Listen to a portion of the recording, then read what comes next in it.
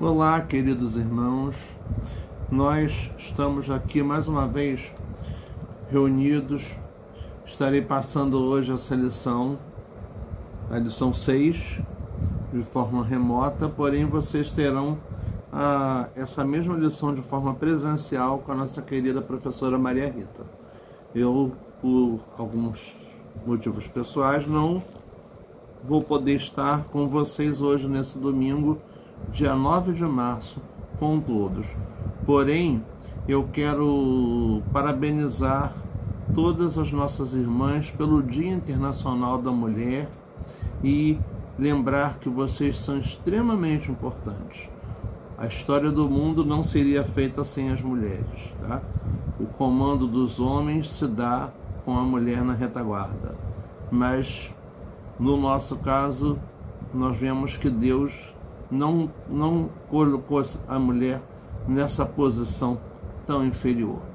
As mulheres também são valorizadas, né?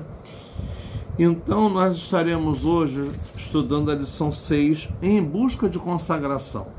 Essa lição, ela fala sobre o juízo de Deus sobre os povos ao redor do povo de Deus, do povo de Israel. Então nos diz que depois de uma série de sentenças sobre as 11 nações, o profeta Isaías proclamou julgamento sobre o mundo inteiro. Então, quando se fala mundo inteiro, o mundo conhecido da época de Isaías se restringia à Europa, o norte da África e parte da Ásia. Então é um mundo chamado de Velho Mundo. Tanto é que são as chamadas terras bíblicas. Não há menções aí às terras do continente americano, nem ao extremo oriente, que é China, Japão, Coreias, o Sudeste Asiático e também a Oceania, no caso Austrália, Nova Zelândia e as inúmeras ilhas do Oceano Pacífico.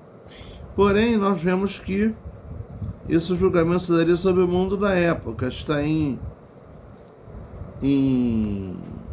palavra terra, Eretz, em hebraico, aparece 16 vezes no capítulo 24. Nem sempre é fácil saber quando Eretz se refere a um país ou uma terra. Mas Isaías 24 a 27, que é o texto objetivo da nossa lição, nos descreve um julgamento global que acarretará a destruição dos inimigos de Deus e a restauração do povo de Israel. Vamos lembrar que isso aí não se daria naquele exato momento. Isso seria uma coisa que aconteceria futuramente, para a época que eles estavam, né? Porque eles estavam ali prevaricando, deixando de seguir o Senhor, e o Senhor os castigou, no caso o Reino do Sul, o Reino de Judá, sendo dominado pela Babilônia, um grande império da época, né? Alguns intérpretes deram a esses capítulos o nome de Pequeno Apocalipse, pelo fato deles trazer profecias sobre aquilo que viria a acontecer como julgamento final de Deus sobre o mundo e, ao mesmo tempo, a salvação do seu povo. Esta sessão abordará temas como juízo divino, esperança e restauração. Vamos então orar para que Deus nos dê o direcionamento? Oremos. Senhor nosso Deus, nosso Pai, nós nos colocamos nas Tuas mãos, te pedimos pela Tua graça, pela Tua misericórdia, para que Tu possas usar a minha boca, o meu intelecto, na condução desse estudo e que eu possa estar falando por Ti, Senhor, sendo um instrumento nas Tuas mãos, para que o Teu Santo Espírito possa trazer para cada irmão, cada amigo que ouvir essa mensagem, possa se sentir com um crescimento espiritual realizado com a palavra que vem do teu amor, da tua misericórdia, e da tua vontade. Toma-nos nas tuas mãos, ó Deus, em nome de Jesus. Amém. Bem, então o que nos diz aí Isaías 24? Né? Nos diz que eis que o Senhor esvazia a terra e a desola, e transtorna a sua superfície, e dispersa os seus moradores. E o que suceder ao povo sucederá ao sacerdote, ao servo, como ao seu senhor, à serva, como à sua senhora, ao comprador, como ao vendedor, ao que empresta, como ao que toma emprestado, ao que dá usura, como ao que paga usura. De todo se esvaziará a terra, e de todo será saqueada, porque o Senhor pronunciou esta palavra. A terra pranteia e se murcha, o mundo enfraquece e se murcha, enfraquece os mais altos do povo da terra. Na verdade, a terra está contaminada por causa dos seus moradores, porquanto transgridem as leis, mudam os estatutos e quebram a aliança eterna. Por isso, a maldição consome a terra, e os que habitam nela serão desolados. Por isso serão queimados os moradores da terra, e poucos homens restarão. Então aqui é uma leitura feita do Isaías, capítulo 24, de 1 a 6. O julgamento da terra, a destruição. Isaías usou de uma linguagem forte, de uma linguagem impactante, para poder atingir o povo, para que as pessoas que ouvissem aquelas palavras estivessem se tocando, se sensibilizando com o que viria à frente, com o que Deus estava prometendo fazer em função da infidelidade do seu povo e em função da falta da paganidade dos povos ao redor.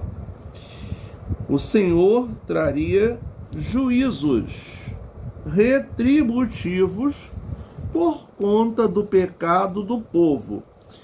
Isso nos lembra da importância da justiça e da moralidade nas sociedades. Quando falamos de moralidade, vamos lembrar que essa moralidade é o cumprimento da vontade de Deus. Então não vamos pensar numa moralidade falsa, numa moralidade de fachada que era praticada pelos judeus da época, em que se diziam religiosos, cumpridores das leis, mas tinham uma vida suja, uma vida cheia de pecados. Não é essa a moralidade que nós devemos praticar. Seria uma moralidade real, verdadeira, inspirada na palavra e na vontade do nosso Deus. Então a gente vê aí que o Senhor não seria parcial em seu julgamento e a posição social não importaria. No entanto, em meio ao caos violento que traria o fim, o povo de Deus louvava ao Senhor de qualquer forma e lhe dava glórias, pois o tempo da salvação se aproximava, que está em 24, de 14 até 16, como nos diz: e estes alcançarão a sua voz e cantarão com alegria por causa da glória do Senhor, clamarão desde o mar. Por isso glorificai ao Senhor nos vales e nas ilhas do mar, ao nome do Senhor Deus de Israel. Dos confins da terra ouvimos cantar, glória ao justo. Mas eu digo, emagreço, emagreço, ai de mim. Os pérfidos tratam perfidamente, sim. Os pérfidos tratam perfidamente. Pérfidos seria o quê? Mentirosos. Perfídia é sinônimo de mentira. Então a gente vê que o seguinte: por outro lado, sabemos que o julgamento é inevitável, covas e armadilhas estavam à espera. 24:17. O temor e a cova e o laço vêm sobre ti, ó morador da terra. No versículo 17. Né? E ninguém escaparia. O profeta proclamou esse julgamento como sendo um terrível dilúvio e um violento terremoto.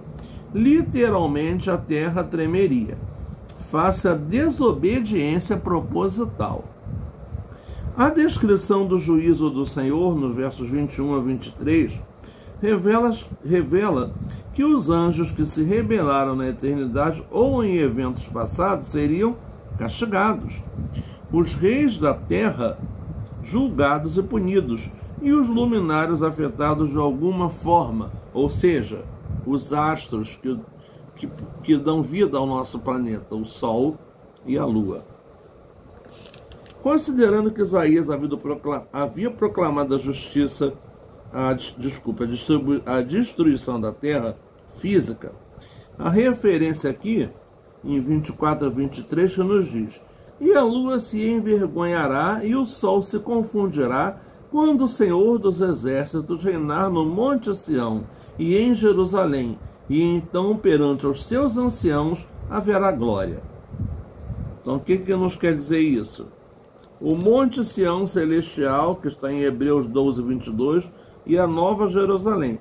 Essa cidade será tão brilhante que não terá necessidade do sol ou da lua. Em sua sala do trono, Deus vai sentar-se em glória diante dos 24 anciãos e dos 4 seres viventes.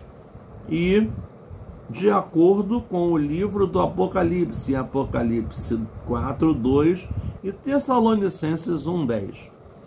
Em linhas gerais, o texto ensina que o pecado afeta não apenas indivíduos, mas comunidades inteiras, resultando em devastação e desolação. Isso nos chama à reflexão sobre as consequências das nossas ações, sobre a nossa autoavaliação. O que a gente está fazendo? Será que a nossa vida está de acordo com aquilo que Deus quer?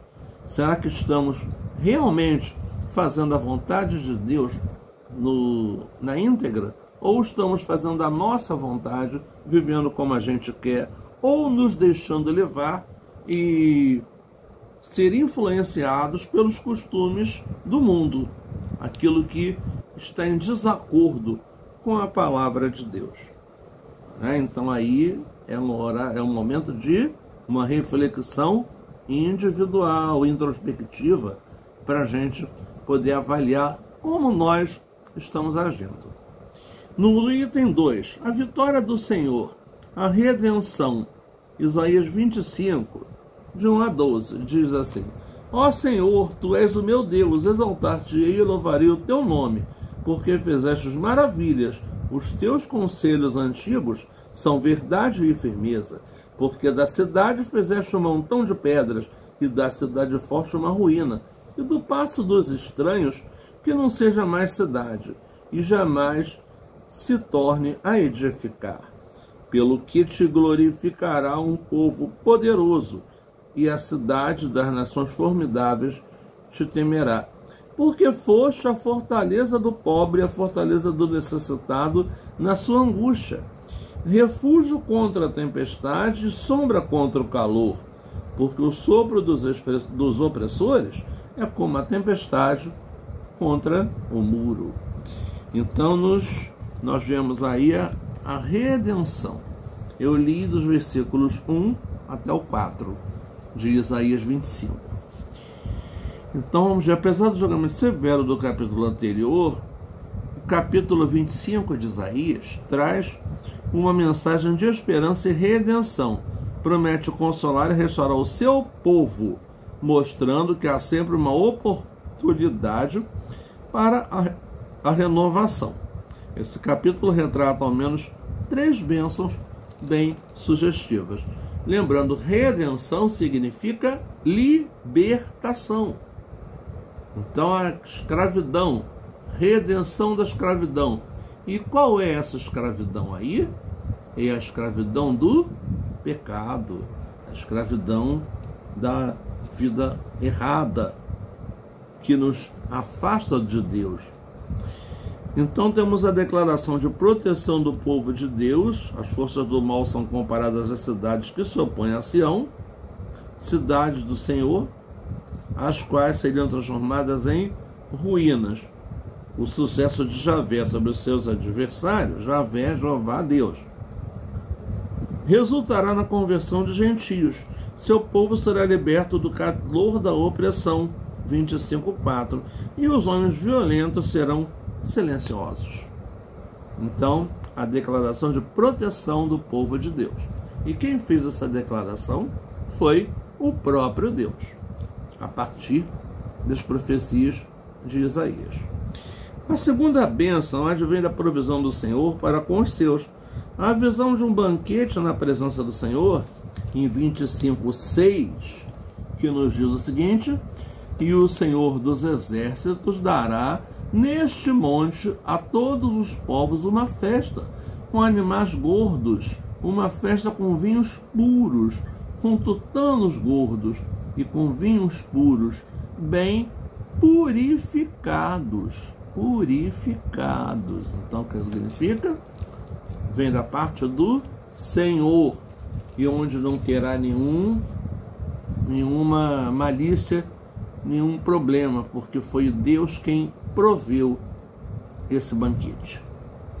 Então a gente vê aí que a visão desse banquete simboliza a alegria e a satisfação que vem da comunhão com Ele, resultando a importância da obediência, da conversão genuína. Ele aboliria a morte para sempre.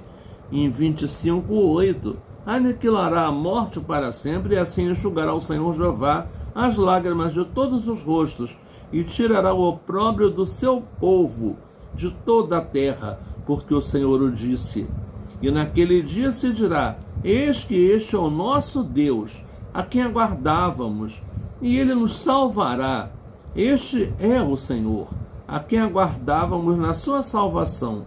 Gozaremos e nos alegraremos, porque a mão do Senhor descansará neste monte, mas Moabe será trilhado debaixo dele, como se trilha a palha no monturo.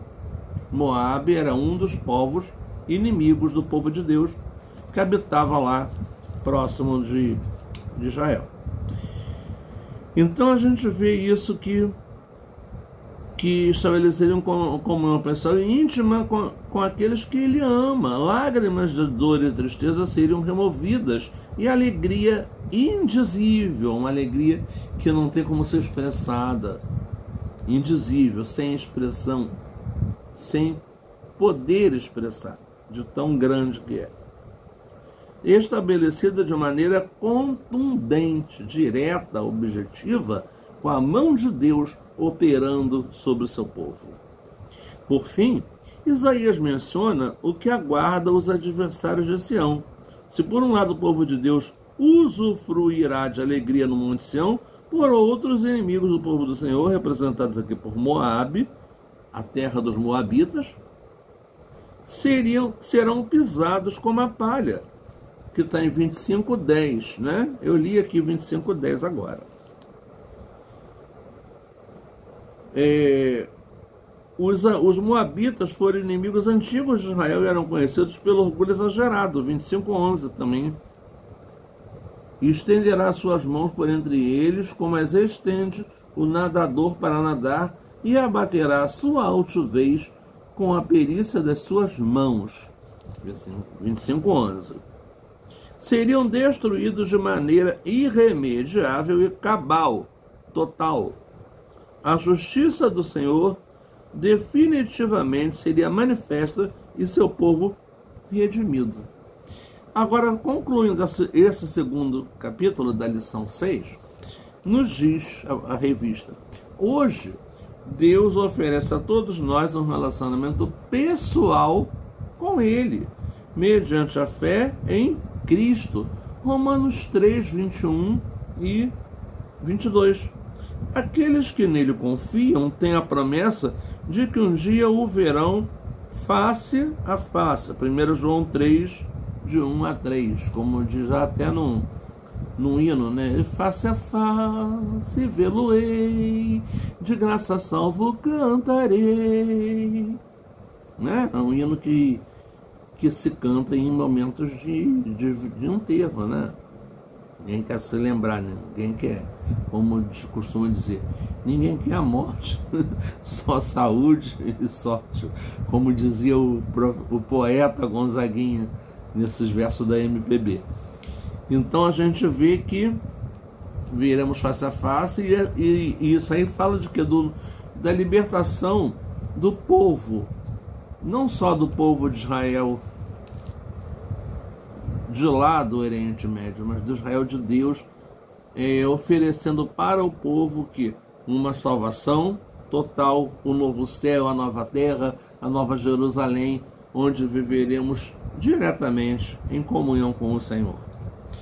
O item 3, libertação do povo de Deus, a salvação. Isaías 26:1 até 27:13. E então, em Isaías 26:1 nos diz o que? Naquele dia se entoará este cântico na terra de Judá. Uma forte cidade temos, a que Deus pôs a salvação por muros e antemuros.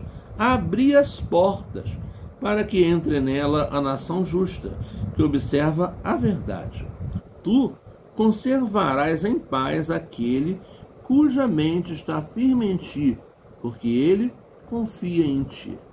Olha o versículo 4, como é importante, como é impactante. Confiai no Senhor perpetuamente, porque o Senhor Deus é uma rocha eterna. Porque ele abate os que habitam em lugares sublimes. A cidade exaltada humilhará até o chão, e a derribará até o pó. O pé a pisará, os pés dos aflitos, os passos dos pobres. O caminho do justo é todo plano. Tu retamente pesas o andar do justo. Até no caminho dos teus juízos, Senhor. Te esperamos. No teu nome, em tua memória está o desejo da nossa alma. Versículo 8. No versículo 9. Com a minha alma te desejei de noite, com meu espírito que está dentro de mim, madrugarei a buscar-te, porque havendo os teus juízos na terra, os moradores do mundo aprendem justiça. Então ali aí o 26 até o versículo 9, né? De 1 a 9. Então, o pequeno Apocalipse, que é esse trecho dos capítulos 24 a 27 de Isaías, né? Registra o cântico de confiança na proteção do Senhor, no capítulo 26. E o amor de Javé, de Jeová, de Deus, demonstrado na salvação concedida a seu povo, capítulo 27. Então não vamos descartar aí que nessa salvação está o papel importantíssimo de Jesus Cristo. Mesmo estando lá no Antigo Testamento, antes dele estar presente de forma carnal, de forma humana, ele já estava nos planos de Deus. Ele é Deus. É a Trindade, Pai, Filho e Espírito Santo. Então o que nos diz aí? Os estudiosos Arnold e Bayer escrevem que o povo de Deus iria entoar um outro cântico celebrando o livramento de Deus. O Senhor havia dado a vitória e era digno de confiança. Versos 6 a 9, que nós lemos agora há pouco, né? Enquanto Isaías meditava sobre esse grande dia, ele fez uma oração ao Senhor, dos versos 11 ao 18 do capítulo 26. Senhor, a tua mão está exaltada, mas nem por isso a veem. Vê-la-ão, porém, e confundir-se-ão por causa do zelo que tens do teu povo, e o fogo consumirá os teus adversários. Senhor, tu nos darás a paz, porque tu és o que fizeste em nós todas as nossas obras. Ó Senhor, Deus nosso, outros senhores têm tido domínio sobre nós, mas por ti só nos lembramos do teu nome. Então, outros senhores, porque eles eram escravos na Babilônia. Morrendo eles, não tornarão a viver. Falecendo, não ressuscitarão. Por isso os visitaste e destruíste, e apagaste toda a sua memória. Tu, Senhor, aumentaste esta gente, fizeste-te glorioso, mas longe os lançaste para todos os fins da terra. Senhor, no aperto te visitaram, vindo sobre eles a tua correção, derramaram a sua oração secreta.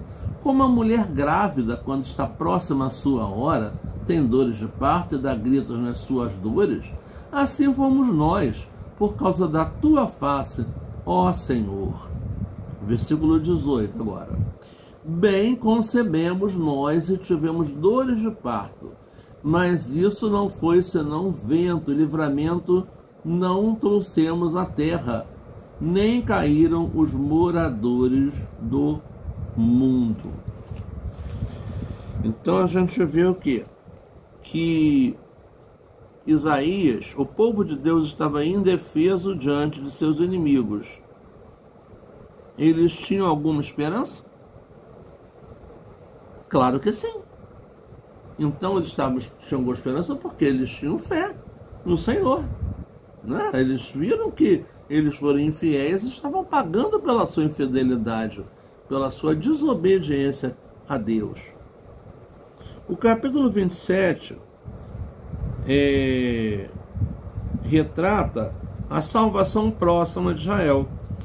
Existe um debate acerca da identidade de Leviatã, que pode ser uma divindade canaanita ou apenas uma referência para descrever a ocasião em que Deus destruirá o mal definitivamente.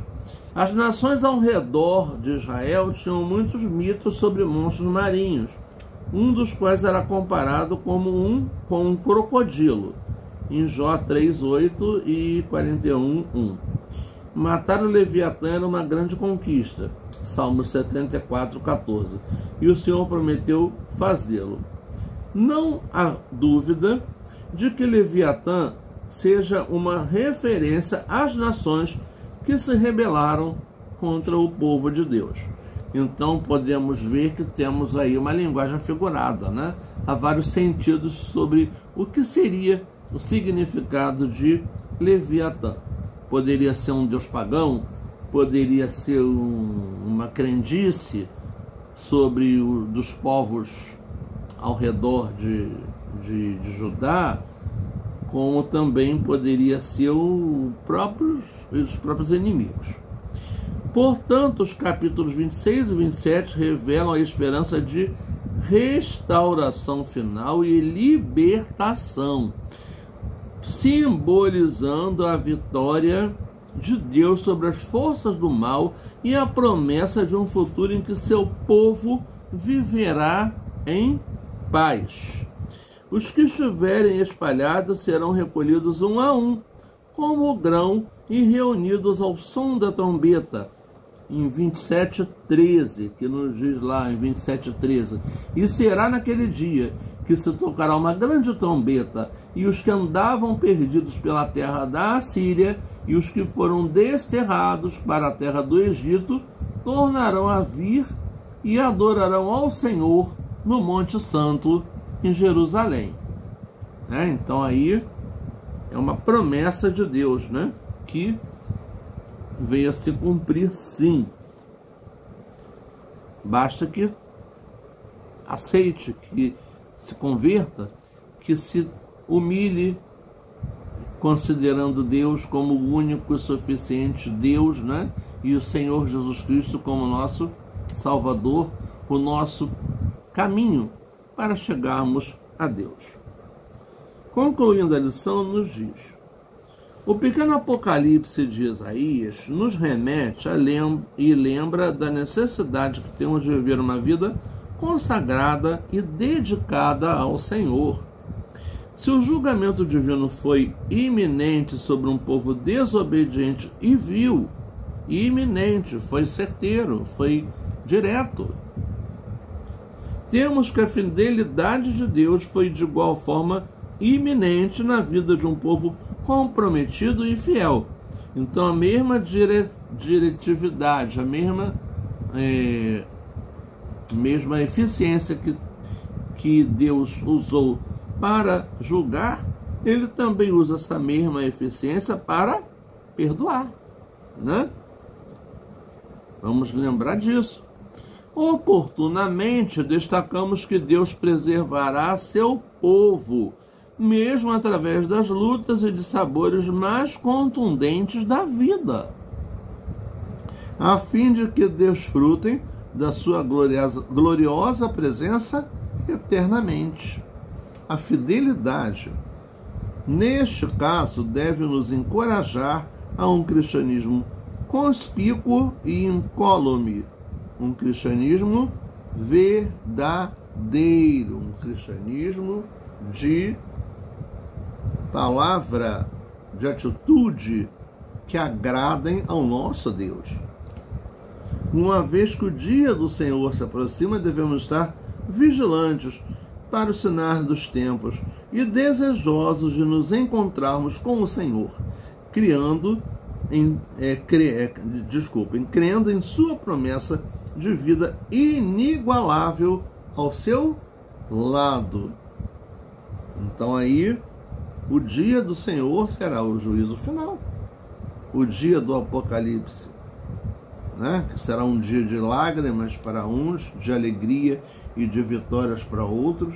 Então nós precisamos estar sempre vigilantes com a nossa vida, com a nossa comunhão com o Senhor, para que a gente possa realmente fazer a vontade do nosso Deus. Então, tem aqui para o pensar e agir. Você tem vivido atento aos seus testemunhos e escolhas? Vigilante para que suas decisões e escolhas não comprometam àqueles que estão ao seu redor? Você pode dizer que são evidentes em sua vida cristã os aspectos que lhe qualificam como um redimido, como um salvo, lavado pelo sangue de Jesus? O dia do juízo se aproxima. Você está preparado para se encontrar com Cristo? Você se considera um cidadão deste reino, do reino de Deus? Você vive como um verdadeiro servo que ama o seu Senhor e anseia pela sua vinda? Todos esses questionamentos são para nossa introspecção, para nossa autoanálise, para o nosso a sós com Deus. Não é para você sair falando para os outros, mas é para você falar com Deus. Então, deixe em oração aos pés do Senhor. E como diz no Consagração, aos reis dos reis consagro tudo o que sou, de gratos louvores transborda o meu coração. A minha vida eu entrego nas tuas mãos, meu Senhor, para te adorar com todo o meu amor. Eu te louvarei conforme a tua justiça e cantarei louvores, pois tu és altíssimo. Celebrarei a ti, ó Deus, com meu viver. Cantarei e contarei a tua glória, pois por tuas mãos foram criados terra, céu e mar e todo ser, e neles há.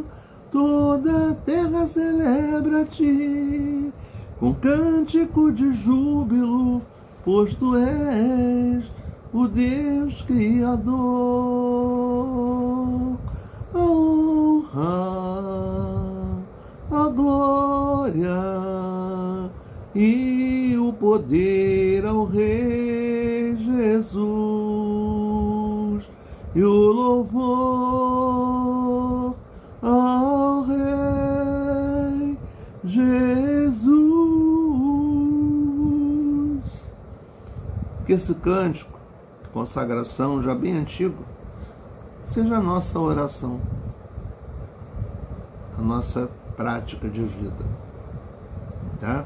Muito obrigado a todos vocês pela atenção, por ter acompanhado aqui.